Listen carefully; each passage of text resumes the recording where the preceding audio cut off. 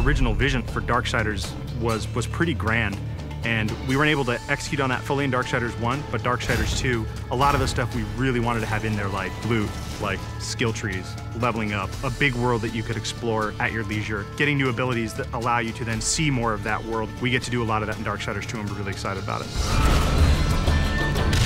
When we were coming up with the loot for the game, we had a lot of fun. We knew the weapon types and the armor and stuff that Death would wear, but obviously we want to have a lot of variety and allow people to really make their guy look different from their friends. Let me tell you about loot. It's the best new feature we're adding to Darksiders 2. You get to pick whatever gear you want to use. Do you want to use a heavy axe? Do you want to use a faster set of claws?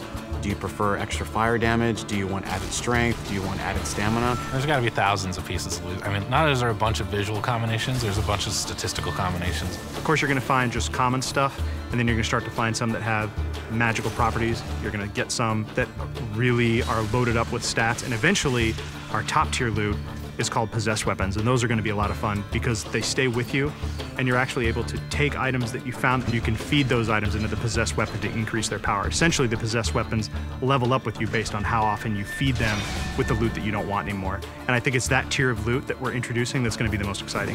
In Darksiders 2, we've got a skill tree. There are two major sides. You've got the Necromancer side and the Harbinger side. The Harbinger is more warrior-based, melee, in-your-face, hand-to-hand combat, weapon-based combat. Necromancer is your spellcaster. Your big nukes, fire, arcane, lightning, all that cool stuff. There's certainly not a chance to just stand in one place in Darksiders 2. The characters are more aggressive in this game. They're kind of up on top of you very quickly. So one, you have to think a lot quicker than you did on the first one. But because you've got so many different tools to handle that combat now, players can handle it in a lot of different ways. They can hold back and use a lot of the magic if they're not very good at the melee combat, but you can also get in and get through from a very up close and personal style of gameplay. So it's really down to the type of player who's playing the game.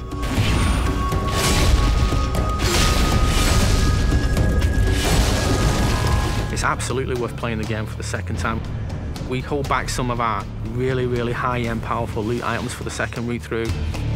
There are quests that are going to force you to explore the world into nooks and crannies you didn't even know existed, and to go down through some pretty serious content. And some are funny, some are serious, but there's a lot to see. It sort of harkens back to the elements that were special in old school games. That's what we really wanted to pack into Darksiders 2. We want people to sense our passion.